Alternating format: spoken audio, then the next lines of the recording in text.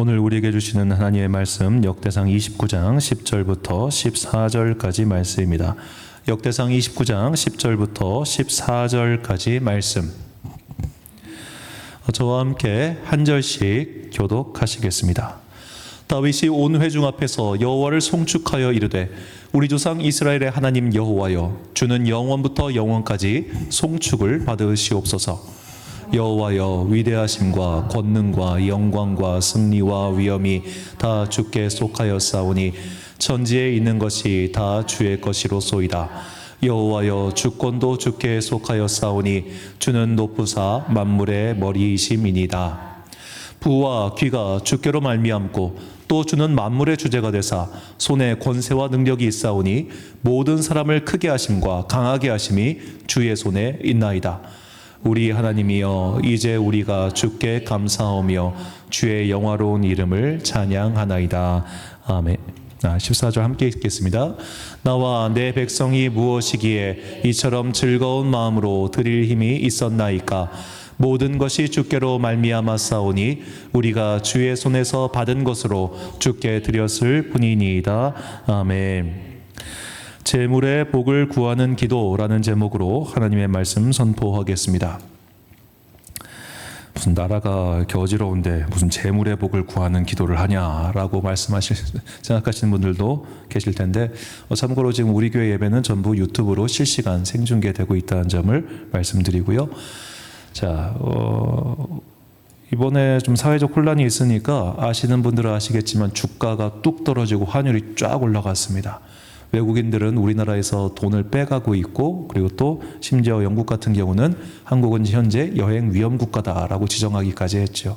그러니까 우리가 돈을 많이 번다는 것, 즉 내가 부유하게 산다고 하는 것은 그 사회의 구성원들과 함께 부유해지는 것을 뜻합니다.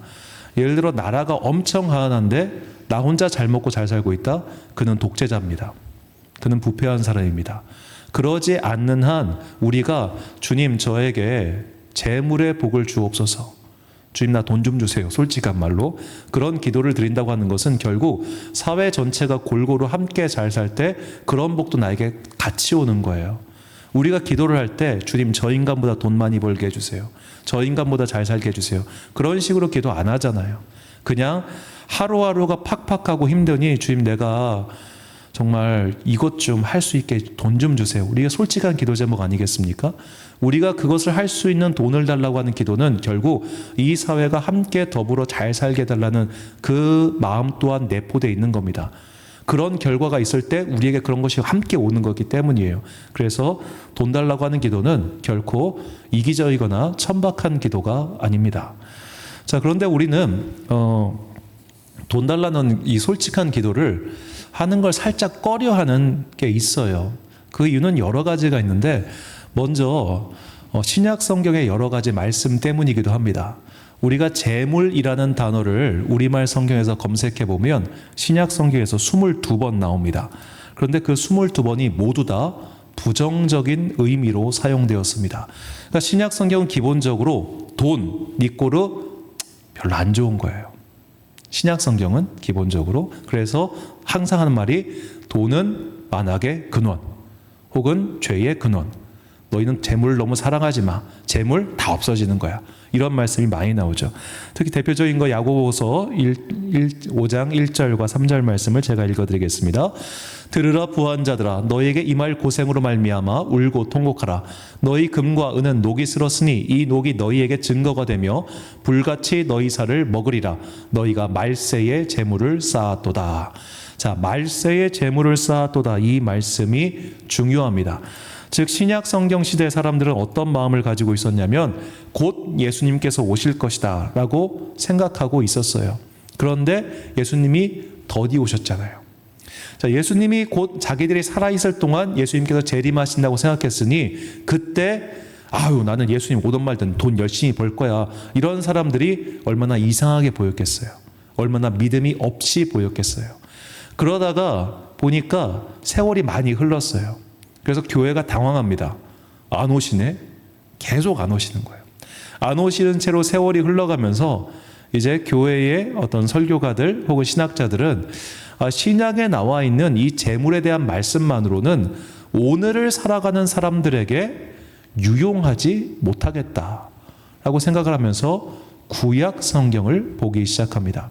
자, 구약에도 돈에 대한 참 많은 이야기가 나옵니다. 돈 이야기가 제일 많이 나오는 구약 성경의 책들은 시편과 잠언과 전도서입니다. 이 세 개의 책에 많은 돈 이야기가 나온다는 것이 굉장히 의미심장합니다. 왜냐하면 이 시편, 잠언, 전도서는 어떤 책이냐면 기본적으로 이 모세를 통해서 율법을 주셨잖아요. 그 주신 율법을 가지고 살아가는 사람들의 이야기인 거예요. 내가 율법을 받았어요. 하나님께서 이렇게 살라고 하셨어요. 내가 그렇게 살아보니까 이런 은혜가 있더라. 혹은 이런 일이 일어나더라.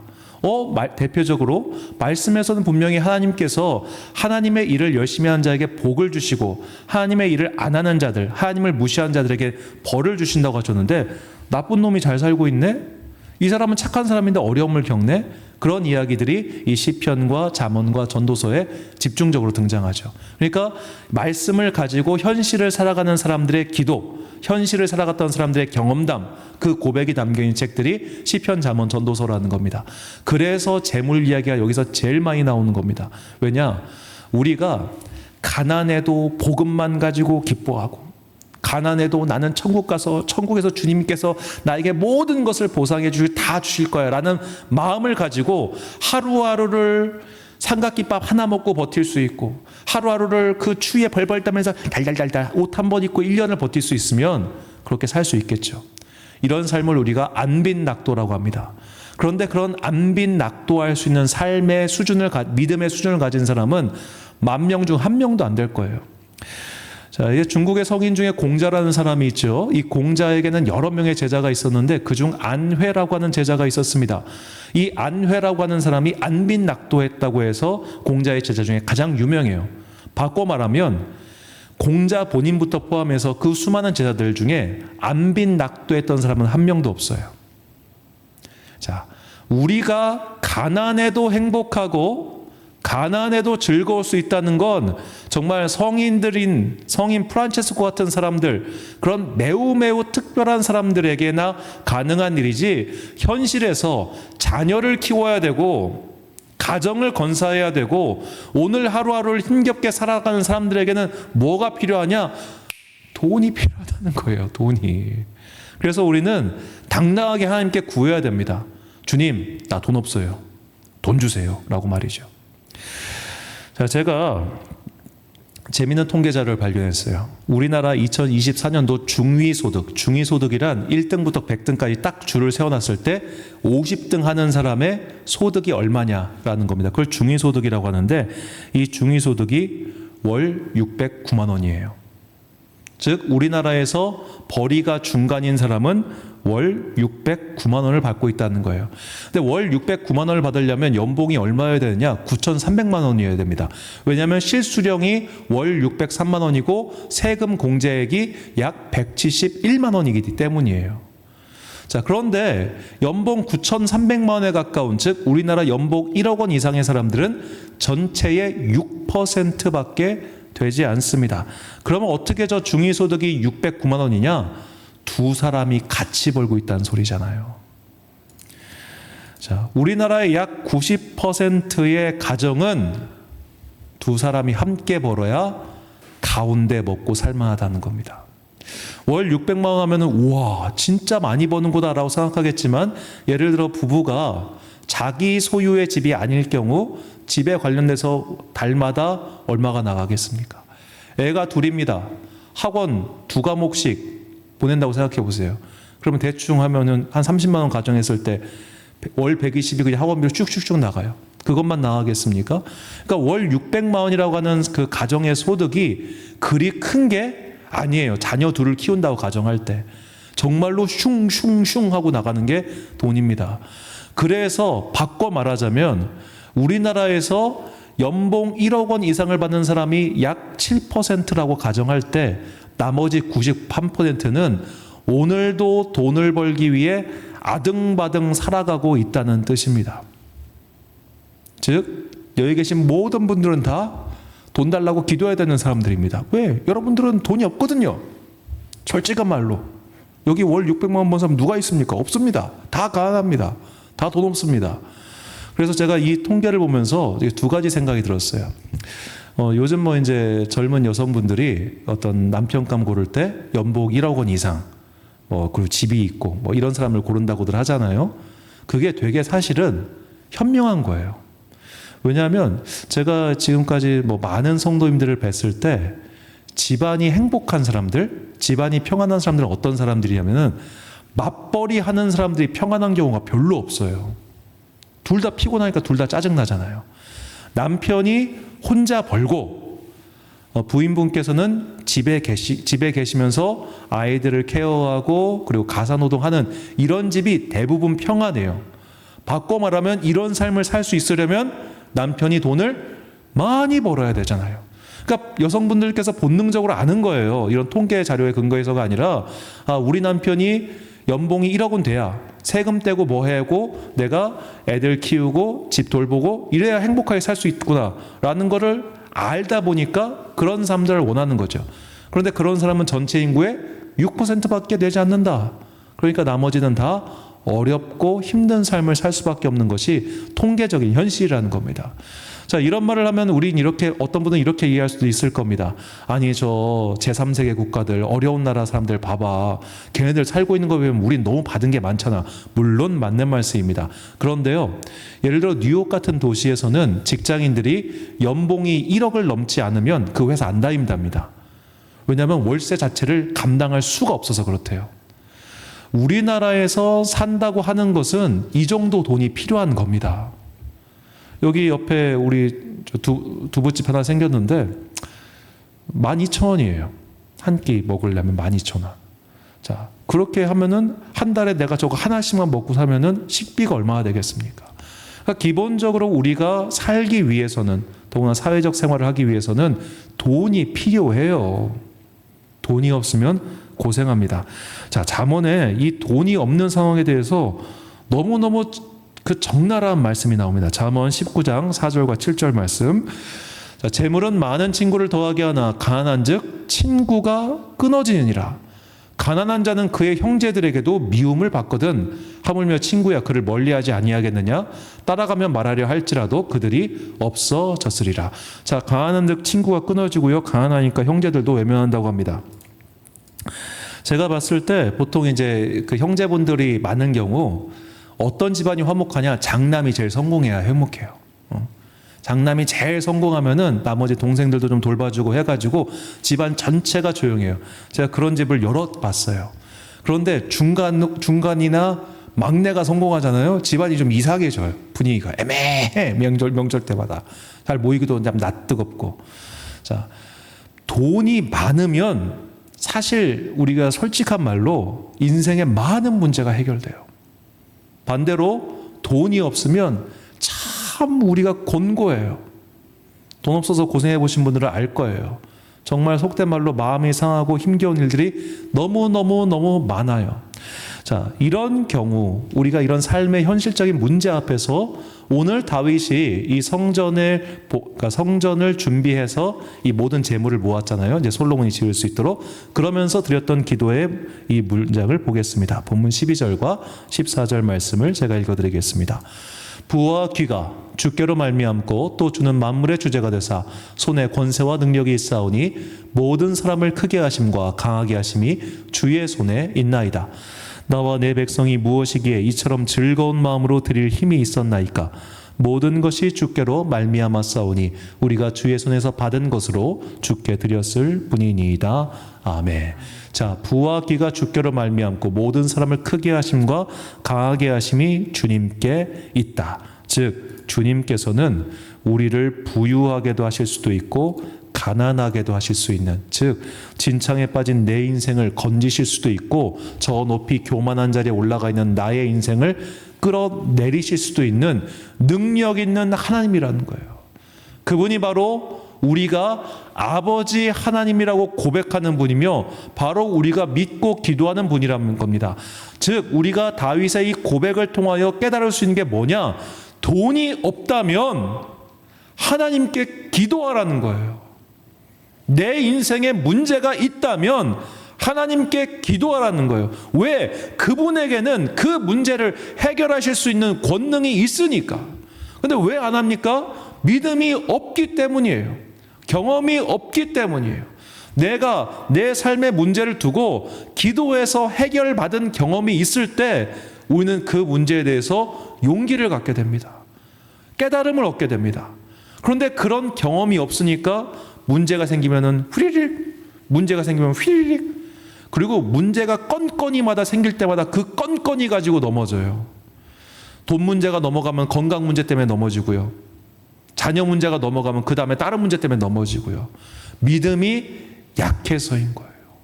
주님이 능력이 없는 게 아니라 우리의 믿음이 너무 연약하기 때문에 그 부와 귀가 그분께 있고 그분께서 사람의 인생을 높이기도 하고 낮추시기도 하시는 능력의 하나님이라는 것을 믿지 못해서 우리가 끝까지 포기하지 않고 기도를 못하는 겁니다.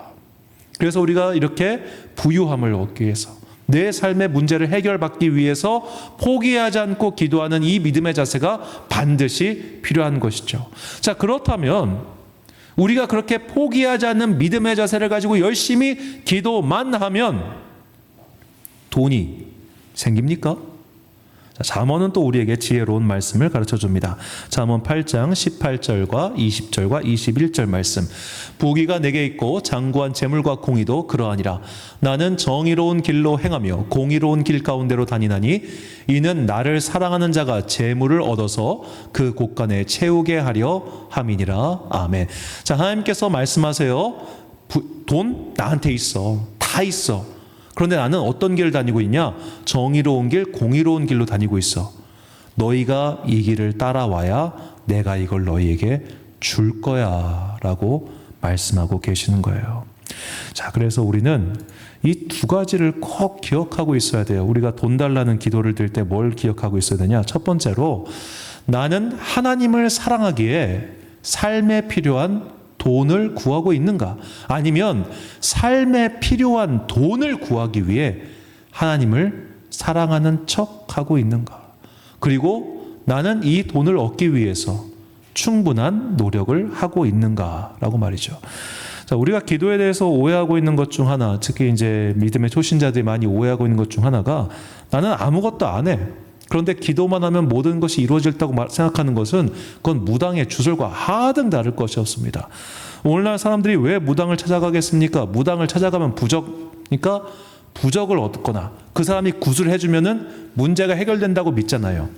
나는 아무것도 안 해. 무당이 대신해 준다고 생각하는 거예요.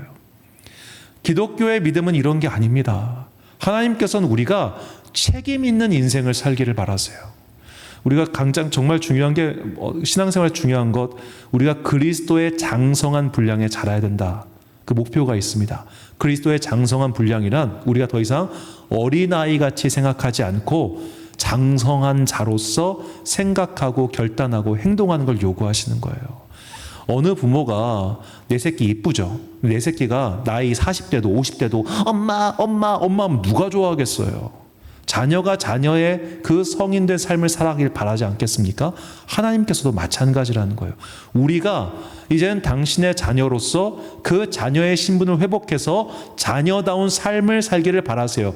그 삶의 모습이 정의와 공의라는 겁니다. 그렇다면 성경이 말하는 정의와 공의는 무엇인가? 어려운 사람들 돕고 살라는 거예요. 아니 주님, 나 쓸 돈도 없는데 왜 내가 남을 도우라는 겁니까? 나 쓸 돈도 지금 없다니까요.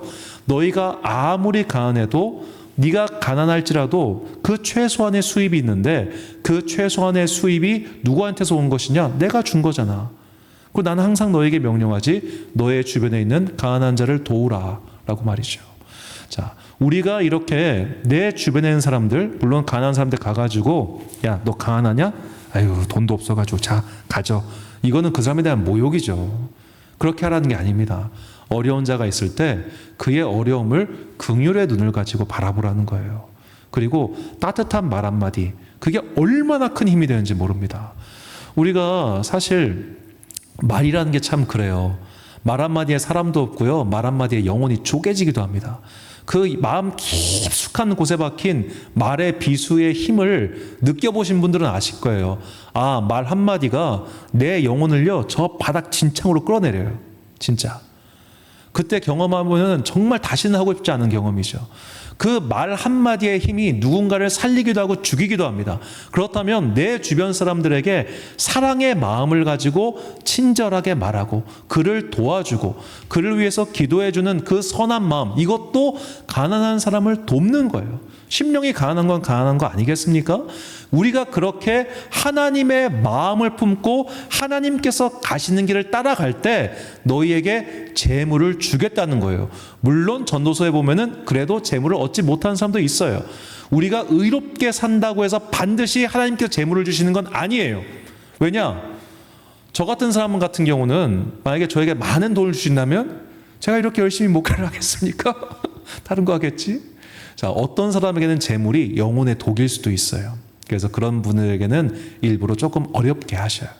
그래서 당장 그것이 오지 않는 경우도 있어요. 반대로 정말로 의롭게 사는 사람들에게 그런 것도 함께 주신 경우도 우리는 많이 볼 수 있지 않습니까? 그래서 가장 중요한 것, 하나님께서 가라고 하셨던 그 믿음의 길을 포기하지 않고 끈질게 걸어가는 삶의 성실한 자세가 필요하다는 겁니다. 이 감리교회 창시자인 존 웨슬리는 전 아직 그 존 웨슬리 설교 전집을 읽지는 못했는데, 이 존 웨슬리 설교 전집에 보면은 가장 많은 부분을 차지하는 내용이 돈에 대한 내용이 그렇게 많답니다. 이 존 웨슬리가 돈에 대한 설교를 참 많이 했는데, 그가 이제 그 당시가 영국 상황이 이제 막 어떻게 보면 중산층이 막 생겨나고 그런 시기였어요. 그래서 각자 막 삶 속에서 열심히 돈 버는 사람들이 많았었는데, 그렇게 돈 버는 사람들에게 세 가지를 얘기합니다. 첫째, 열심히 돈 버세요. 열심히 돈 버는 건 정말 중요한 겁니다. 두 번째로, 저축하세요. 그러니까 당신들이 번 돈을 함부로 낭비하지 말라는 거예요. 세 번째, 그 번 돈을 당신을 위하여 쓰되 항상 주변을 위해서 사용할 수 있는 부분을 남겨주세요라는 겁니다. 그러니까 우리가 크리스찬들이 예수님께서 그 부자 청년이 말씀하신 것처럼 너희에게 가진 것을 다 팔아 남을 주라. 그래, 맞아.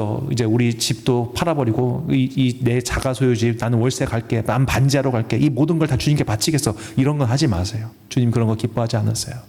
그런 걸 하라는 게 아니라 나를 위해서 내 삶의 품위를 가져야죠. 나를 위해서 옷도 사야 되고요. 나를 위해서 여러 가지를 구비해야 됩니다. 그런데 조금 아끼라는 거예요. 내가 한 3000cc 차를 탈 수 있어. 2000cc 탑시다.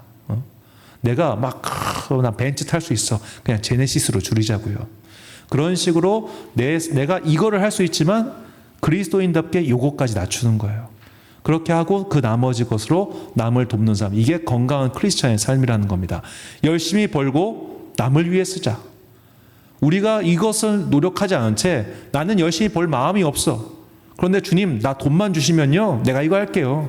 주님, 나 돈만 주시면요, 이거 할게요. 그런 공수표 주님 안 믿으세요. 주님은 우리 애를 너무너무 잘 알고 계십니다. 이 녀석이 말만 요렇게 하지 돌아서면 저렇게 할 놈이라는 걸 너무너무 잘 알고 계세요. 그래서 우리가 기도할 때 항상 중요한 거 뭐냐? 진솔한 마음인 겁니다. 주님, 제가 사실은 이런 사람입니다. 주님, 저에겐 사실 이런 마음이 있습니다. 그래서 제가 지금 이렇게 기도하고 있는데 제 속마음 사실 이런 것도 있어요. 이런 진솔한 마음을 가지고 주님께 기도하는 이 기도의 자세가 정말로 중요합니다. 그래서 이런 진솔한 기도, 정말로 돈 달라고 하는 가장 진솔한 기도, 이 잠언에 나오는 아굴의 기도를 우리가 꼭 기억했으면 좋겠어요. 잠언 30장 7절부터 9절까지 말씀을 제가 읽어드리겠습니다.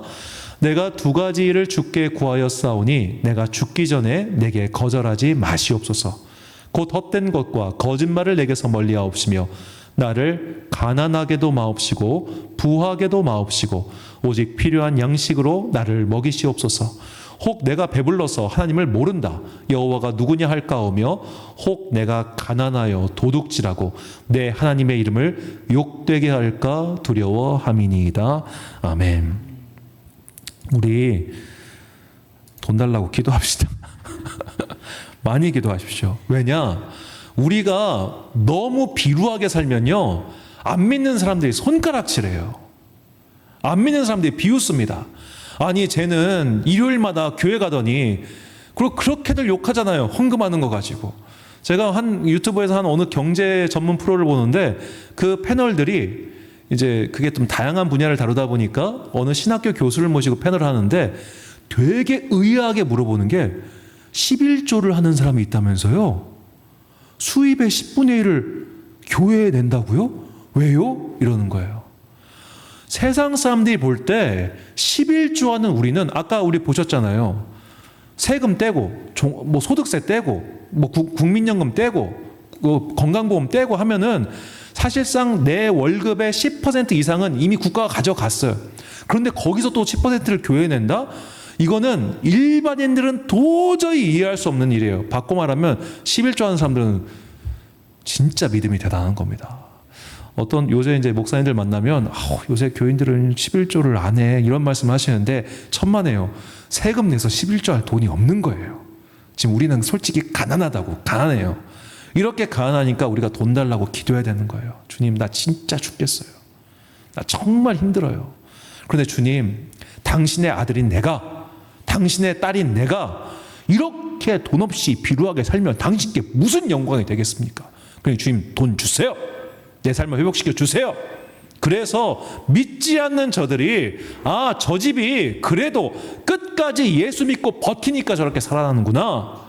저 집안 사람들이 그래도 저 어려운 중에도 정말로 저 비루하게 사는 중에도 끝까지 예수님 믿고 밤마다 부르짖고 눈물 흘려 기도하고 포기하지 않고 금요일 밤마다 부르짖으니 주님께서 저 집안을 살려주시는구나. 봐라 하나님은 살아계시다라는 고백을 드릴 수 있도록 우리가 돈 달라고 기도해야 된다니까. 그 돈 가지고 내가 막 비싼 옷 입고 비싼 지갑 가지고 좋은 차 타고 좋은 집 살고 이런 게 아니라 내가 정말로 그 돈으로 말미암아 내 삶이 회복된 모습을 보여주고 그래서 사람들이 주님의 이름을 찬양하는 일이 벌어지도록 그래서 우리가 우리의 삶을 변화시켜달라고 기도해야 되는 겁니다. 물론 나의 노력도 필요하죠. 열심히 노력하십시오. 돈 벌기 위해서 힘을 내십시오. 그런데 노력한다고 다 돈 벌어지면 얼마나 좋겠어요. 왜 운칠기삼이란 말이 있겠습니까? 세상에 돈 벌기 싫어하는 사람은 왜 없겠어요? 응? 저기 탕정에 제가 오늘 뭐 좀 탕정에 학원가에서 일을 할 일이 좀 있었는데 일을 하다 보니까 그 청소하시는 아주머니가 제가 일하는 모습을 보고 되게 저 많은 걸 어떻게 하고 있어요 하고 이제 아줌마 좀 얘기를 했어요. 그러면서 저한테 쓱 얘기하시더라고. 5층에 있는 학원은 하나 빠진다네요. 이렇게 얘기를 하시더라고요. 열심히 일해도 망하는 집 많아요. 그 집이라고 망하고 싶어가지고 수천만 원 들여서 인테리어하고 그 돈 들였겠습니까? 망하고 싶어서 장사하는 사람 대한민국에 한 사람도 없을 거예요. 그러나 모두가 성공할 수 있는 건 아니잖아요. 그래서 우리가 노력을 하면서 기도해야 되는 겁니다. 주님, 제가 이 돈 가지고 장난치지 않겠습니다. 이 돈 가지고 헛된 짓 하지 않겠습니다. 그러니 주님 저에게 이 재물을 주셔서 나의 삶이 회복된 모습을 가지고 주님께 영광 돌릴 수 있게 하여 주옵소서. 그 기회를 나에게 주옵소서. 우리가 이런 진솔한 마음, 솔직한 마음을 가지고 하나님께 기도하며 내 삶에 최선을 다할 때 주님께서는 이 시편 기자의 고백이 우리의 고백이 되게 해줄 줄 믿습니다. 시편 112편 1절과 3절 말씀 우리 함께 한 목소리로 봉독하겠습니다. 시작. 할렐루야. 여호와를 경외하며 그의 계명을 크게 즐거워하는 자는 복이 있도다. 부와 재물이 그의 집에 있으며 그의 공의가 영구히 서 있으리로다. 아멘. 사랑하는 광성교회 성도 여러분, 그리고 오늘 이 기도에 함께 참여하고 계신 귀한 주님의 자녀 여러분, 돈이 없다면 돈 달라고 솔직하게 기도하십시오. 솔직한 기도야말로 하나님께서 가장 기뻐하시는 기도입니다.